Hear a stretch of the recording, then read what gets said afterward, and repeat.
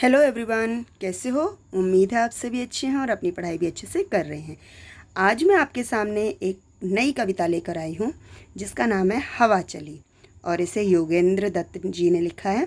ये जो कविता है उसमें हवा द्वारा की गई आप कह सकते हैं तबाही या जो अच्छाई है वो बताई गई है। ठीक है, तो आइए शुरू करते हैं। हवा चली। अभी यहाँ अभी वहाँ, रुकी कहाँ गई कहाँ, नगर नगर गली गली, हवा चली हवा चली। इसे उठा उसे पटक, यहाँ अटक वहाँ मटक, इसे सटक उसे गटक, कभी कहीं गई भटक, मचा मचा अजीब खलबली, हवा चली हवा चली। पहाड़ को बुहारती, बहार को सवारती, गुबार को पुकारती, बुखार को उतारती, हुई उड़न चुमन चली, हवा चली हवा चली।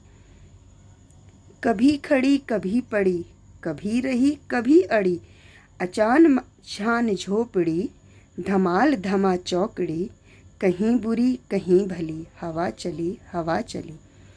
अगर कहीं गई विफर, हिला दिए किले शिखर, महल हुए तितिर बितिर, कभी इधर कभी उधर, निडर चपल उतावली, हवा चली हवा चली।